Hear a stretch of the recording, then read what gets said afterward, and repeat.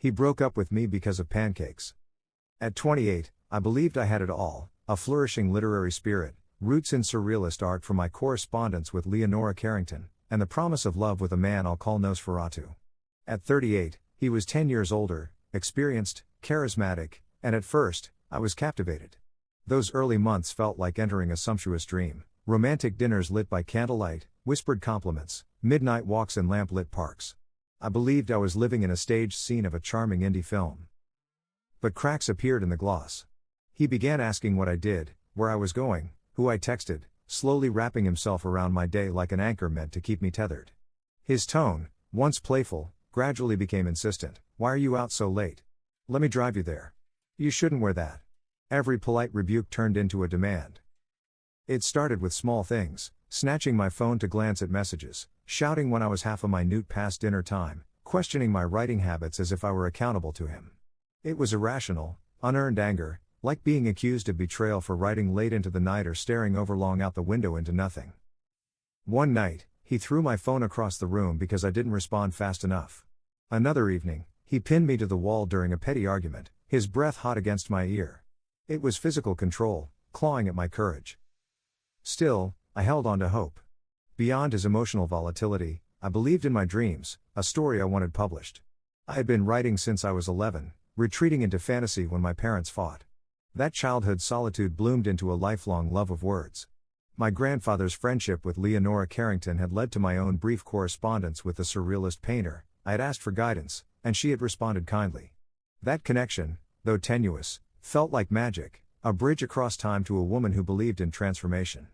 I poured 7 years into a prose poem screenplay, a 100-page surreal manuscript, accompanied by a carefully curated 2-hour soundtrack. I believed in its impossible magic, how words could become film, how sound could carry meaning beyond comprehension. I sent it to a literary agent, heart-pounding. They rejected me. My manuscript battered back with a bland email, "Thanks, but not for us." I wept that night, folding myself in grief. In that darkness came Nosferatu's shadow. He asked to read it, teasing like he cared. I handed it over, vulnerable and raw. He skimmed it, then read a section aloud in mock serious tones, twisting its meaning. "You were terrible. Give up." That voice cracked me open. I fell apart, sobbing. Each humiliating word felt like a slap to the face. And in that moment, I understood, no one else had the right to define my dream, not even him, the person who said he loved me. As I hunched on the floor, I recalled Carrington. I remembered her surreal defiance, covering Buñuel's bland love nest in menstrual blood when he failed to meet her imagination. She refused to conform, to give in. Buñuel never spoke to her again. But she remained unbroken, unashamed. What would she do if she were me? I whispered this to myself, wiping tears from chalk-like cheeks stained with night. I texted him at midday. I made pancakes. He arrived, curiosity flickered in his eyes. Entering, he wrinkled his nose. "Smells like fish in here." I laughed. "It's the pancakes," I replied, masking my trembling excitement. He chuckled uncertainly. I could tell he thought I was joking. He sat down and took a bite, but the taste shocked him. His face contorted. He pushed the plate away and vomited. The scene echoed across the small apartment. He crouched by the toilet, retching. Concern flashed, replaced by disgust. Standing in the kitchen, I slowly unbuttoned my shirt, letting each button fall like a punctuation mark. I held his gaze and said, in a mock flirtatious tone, "You know what sweetens these pancakes? Lady syrup. Girl goo. Mermaid marinade. La creme de meow meow." My voice was steady, playful, coy even, exuding a surrealist bravado akin to Carrington's night of artful defiance. He stared, silence thick between us. When I finished, my breasts were bare. His face drained, discomfort, shock, perhaps faint understanding. I didn't flinch. I held the surrealism in silence. He sprinted back to the bathroom. Another round of vomiting rattled the tiles. He emerged pallid, rage boiling. "You are disgusting. What's wrong with you?" He slurred, coughing. "You are sick. You've got infection." He left, slamming the door with seismic finality. The doorknob rattled in shock. Later, I cleaned the dishes, humming softly. The smell of fish from drained sardine juice echoed through the sink. I smiled, or tried to, imagining Carrington's paint-streaked bathroom walls, vivid against sterile white. This was my surrealist act. Not violence, not cruelty, but indignation, art, and power woven into the mundane. The lie, the sardine juice. A delicious, simple prank. But this was never about fish. It was about freedom. About refusing to let a man destroy my worth or define my path. I promised Carrington, I will not let a man stop me. I kept that vow. I rewrote the screenplay, polished it, found a new agent. The same surrealist spirit that stained Buñuel's walls now stained my resolve. I began submitting again, not because I needed approval, but because I knew my voice had value. Nosferatu's departure made space. The same space Carrington created when she dismantled expectations with blood and defiance. I reclaimed my apartment, my voice, my body, my art. Now, I teach writing workshops to women who feel lost under others' voices. I tell them, there's power in your voice, in your secret sauce, in your own fierce reclamation, call it kuro kuro or mermaid marinade. I give them small stamps, black swirls, on their first brave poem. A symbol, you have power. You are not terrible. You will not give up.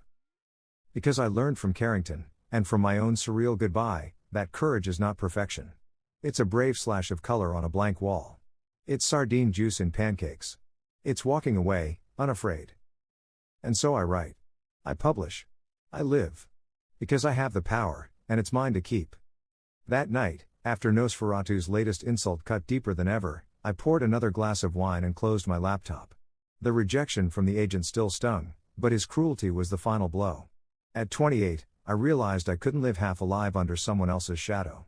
I thought of Leonora Carrington, how, when Buñuel propositioned her, she coated his sterile love nest with her menstrual blood in an act of pure defiance, a declaration of her identity, her body, her refusal to be diminished.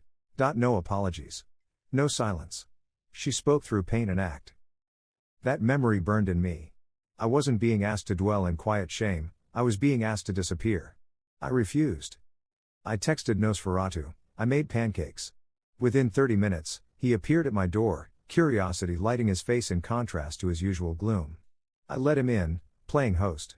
The kitchen light was soft, I had stacked plates and set 2 forks. But that scent, slightly briny, odd, wafted between us. His expression twisted. Smells like fish in here. I laughed, low and deliberate. It's just the pancakes, I said, voice light. He hesitated, then bit into one. Immediately, he gagged, dropped the fork, and ran for the bathroom. From the kitchen, I heard the retch echoing off tiled walls. I poured another glass of wine, fingers still, heart pounding. He returned, face ashen, eyes darting. I walked toward him, unbuttoned my shirt slowly, deliberately. My voice was calm, seductive even. I sweetened them with special ingredients. Lady syrup, girl goo, mermaid marinade, la creme de meow meow. His gaze locked on mine while I revealed my chest, no shame. The tension hung thicker than any insult he'd lobbed before. He dropped into a chair, shaking. I waited in silence, owning that moment. This was my body, my choice of protest. He fled to the bathroom once more, louder this time, retching like his control was being purged from him. He emerged, wild with anger, tears leaking between rage and horror. You are disgusting. He shouted. What's wrong with you? Are you sick? He stomped out, slamming the door like a final act. His absence rang louder than any scream. I surveyed the wreckage, forks on the floor, pancake batter caked on the counter, a sheen of sardine juice in the sink. This was my surrealist moment, mundane turned radical. The lie of mermaid marinade was the perfect capstone. He couldn't handle mystery, feminine defiance, humor, art. I would not shrink. I cleaned quietly. I flicked out the burners, rinsed the plates, and let the kitchen light burn low. There was no celebration song, just quiet. But inside, I felt Carrington's spirit beside me, whatever century or gender, smiling in solidarity. The next morning, I tucked the small details into a red notebook. 3 drops of fish oil in the batter. Sinister satisfaction in his reaction. The exact moment his face shifted from contempt to disbelief. My steady body as he screamed. The slam of the door as final punctuation. I wrote it like prose poetry, closer to the surreal screenplay I'd drafted for years. That day, I pulled out my manuscript. I reread every page, every line. Not as a victim, but as a survivor. I remembered why I wrote, to create worlds where power wasn't given, it was claimed. The same way Carrington claimed her walls with blood and imagination. I didn't call him. I didn't apologize. I didn't look back. Later that week, I enrolled in a writing workshop led by a former agent now turned editor. I joined a feminist art group inspired by Carrington's legacy. I scrubbed my kitchen tile by tile, repainted the walls a soft teal, and rehung a mirror where I could see my own eyes steady and unafraid. I sent my manuscript out again. Twice. 3 times. Each submission a letter of reclamation. I reconnected with my childhood dream, the one Leonora herself would have applauded: fearlessness in creation, rebellion as reflection, identity as art. It wasn't easy. But each no became less heavy. Each small yes, an editor's praise, a peer's encouragement, felt seismic. Today, I teach others how to write their truth into the world. In every workshop, I offer a small black stamp, a swirl, echoing that moment, that notebook, that choice. I tell them, be surreal. Be defiant. Be unapologetically you. I remind them, your voice isn't terrible. It's powerful. It's yours to keep. Because I remembered Carrington. And I remembered that some fights aren't fought with words, they're stamped in visceral acts of self-possession. Sometimes, it's a scream. Sometimes, it's sardine pancakes at midnight. And sometimes, it is the quiet alchemy of standing back up, pen in hand, unbroken. The morning after I emptied the last remnants of pancake batter from the bowl, I woke in a hush so heavy it pressed against my chest like a tidal wave of relief. I sank into my couch, notebook open, remembering the way his face twisted as he tasted the sardine juice, disbelief, nausea, rage, and the slow, unapologetic unbuttoning of my shirt that sealed his departure. I scribbled the scene in furious notes, capturing the clang of silverware hitting the floor and the slam of the door that echoed more loudly than any argument. With each word, I felt the weight of his control slipping away, replaced by something unfamiliar and thrilling, my own raw, unclipped power. Dust motes floated lazily in shafts of sunlight streaming through my newly teal-painted walls, as if the room itself breathed with me. Late summer air drifted through the open window, smelling faintly of freshly cut grass and wild mint, a reminder that life beyond his shadow was unfolding. That afternoon, I walked into the local literary center, a place I'd avoided when he was around, and handed them my revised manuscript, pages trembling with all I had reclaimed. I nodded when the editor looked up without judgment. I joined a new writing circle that very evening, sipping chamomile tea as I introduced myself not as someone recovering from a breakup but as someone reborn, someone who understood that protest could be intimate and quiet, or absurdly theatrical, like pancakes laced with fish juice and surreal defiance at midnight. Back home, I pressed the first stamp, a small black swirl, onto the corner of my journal, sealing the promise I made to myself when I watched him run from my kitchen, a promise that no one would ever again make me doubt my voice. Later, entwined in the chorus of my own heartbeat, I realized the narrative had shifted. I was no longer writing to escape my past, I was writing to own my future.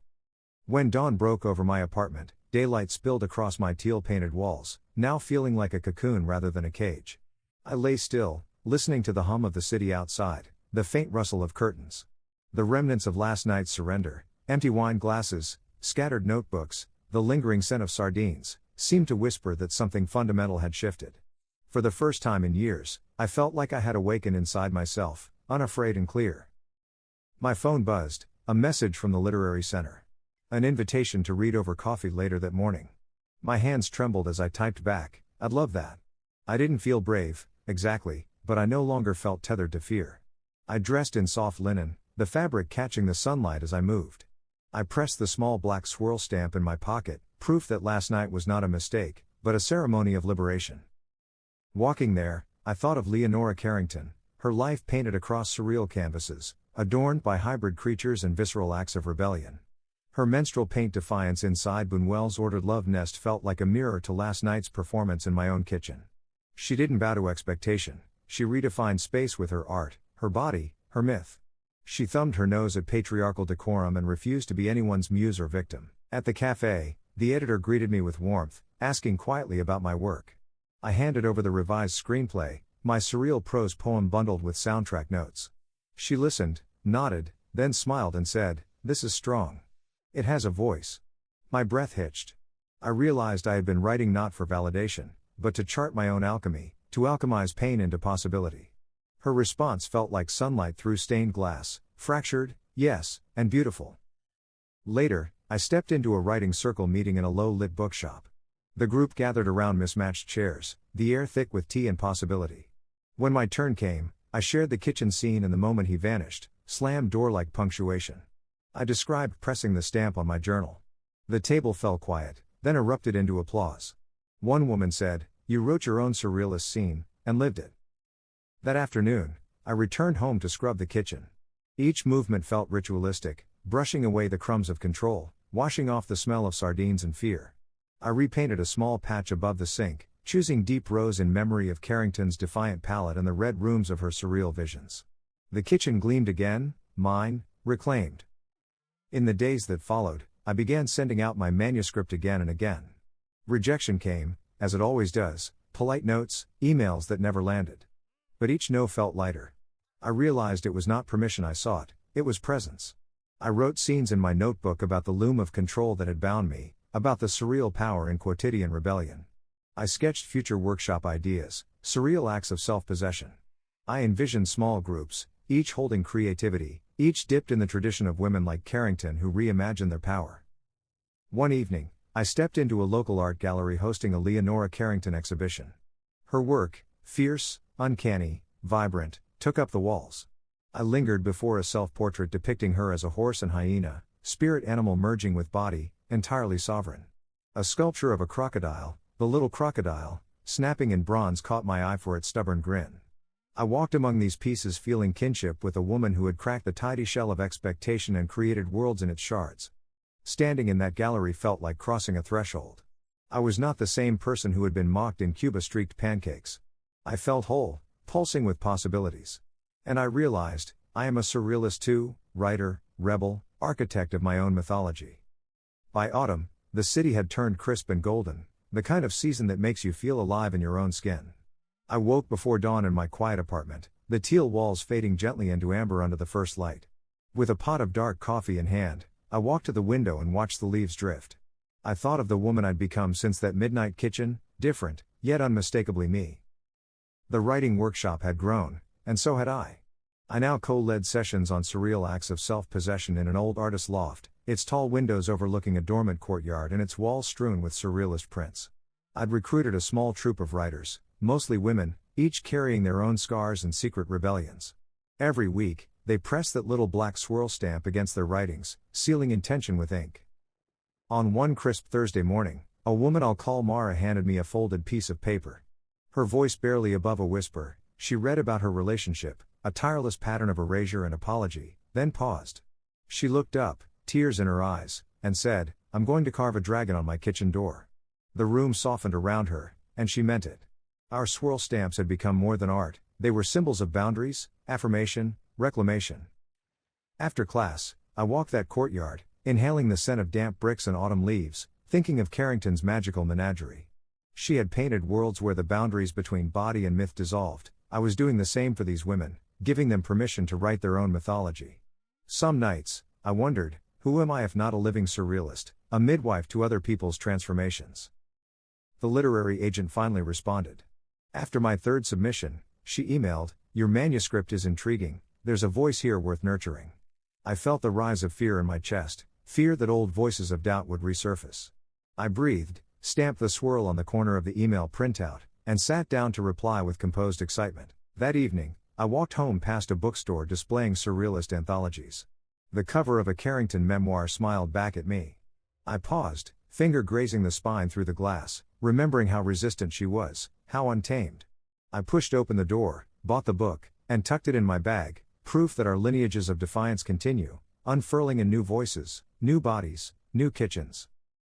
Later that night, I lit a candle and wrote a dedication in the front of the memoir, to every person who discovered their swirl. May the magic persist. I set the candle beside my notebook, the flame flickering over scraped pages filled with fish-fueled revolt and newfound freedom. Outside, the city bustled, unaware. Inside, I felt the echo, like footsteps in an empty corridor, of all the ways I'd walked myself out of darkness. And I knew, the next chapter would be written not in reaction, but in radiance. By autumn, the city's avenues glowed with crisp gold and the mornings arrived with a hush that felt sacred. In my quiet apartment, I stirred coffee in a teal mug, eyes tracing the leaves drifting past my window. The world outside felt sharper, more real, and so did I ever since the sardine juice pancake night. I had walked away with bruised pride and a wild, newfound freedom. The writing workshop had blossomed into something unexpected, a sanctuary of self-possession. We met in a dusty loft above an old bookshop, its brick walls echoing with possibility. I co-led it now with another writer, guiding a small tribe, mostly women, each carrying her own story of silencing or shame. Before each session, they pressed that little black swirl stamp onto the first page of their work, our ritual of claiming voice. One chill Thursday, a participant named Mara handed me a folded page in trembling fingers. Her voice flickered as she read about her own relationship, the exhaustion, the apology, the tiny betrayals that unraveled her sense of self. Then she looked up, tears pooling. "I want to carve a dragon on my kitchen door," she added, quietly. The room exhaled with unsaid things. In that moment, our swirl stamps meant more than ink, they were affirmations. Symbols of permission to mark our space. Later, walking back through the courtyard, wet with fallen leaves, I thought of Carrington's hybrid beasts, hyenas galloping out of her canvas, horse-headed goddesses, bodies merging into things that didn't fit. She had undone expectations, transformed oppression into alchemy. I felt kinship in her refusal to stay human in the cage of another's control. In our own way, Mara and I were reframing our bodies and histories too. Then came the email I'd been cautiously waiting for. The literary agent had written back. After 3 submissions, she called it intriguing and worthy of nurturing. I stared at the screen, heart both thudding and hollowed. Fear curled up, temptingly familiar, all too close. Could I handle success without losing myself? I pressed the stamp onto the email printout, black swirl sealing promise to self before pacing my reply. That evening, I passed a bookstore featuring a Carrington memoir display.